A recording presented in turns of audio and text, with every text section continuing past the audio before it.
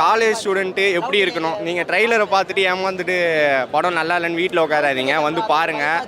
Theatre பிரிண்டில் பார்க்காதீங்க. College ஒரு நாள் பக் அடித்தா தப்பு இல்லை, டெய்லி பக் அடித்தா தப்பு. அதை தான் சொல்கிறாங்க. அரியர்லாம் வைக்காதீங்க. அரியர் வச்சிங்கன்னா அவ்வளோதான். அதுதான் கதை. லாஸ்ட்டில் கேமியோ நல்லா இருந்தது ப்ரோ. சொன்ன மாதிரியே கேமியோ செம்ம ரெஸ்பான்ஸு. அது சொல்லக்கூடாது. ஓகே. நான் பழைய படத்தும் வேறு மூவிக்கும் இந்த மூவி பார்த்தா இந்த மூவி எனக்கு ரொம்ப பிடிச்சிருந்துச்சி. நான் கிளாஸ் கட்டிச்சு தான் வந்தேன். ரொம்ப சாட்டிஸ்ஃபைட், நோ ப்ராப்ளம்.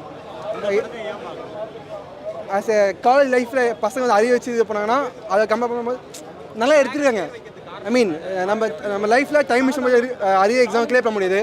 ஆனால் இதில் மாற்றலாம். ஆஸ் எ காலேஜ் பசங்க கடைசி வந்து பார்க்கலாம், ஒன்றும் பிரச்சனை இல்லை. Enjoyment, satisfied. செம்மையாக இருந்துச்சு ப்ரோ. சாங்கும் செம்மையாக இருந்துச்சு. ஃபைட்ஸுன்னு ஓகே, நோ ப்ராப்ளம். எல்லாமே சாட்டிஸ்ஃபைட். மிஸ்கின் கேரக்டர் நான் எதிர்பார்க்கவே இல்லை. அவர் இந்த படத்தில் நடிப்பார். நான் ஜஸ்ட் ட்ரெயிலர் மட்டும் தான் பார்த்தேன்.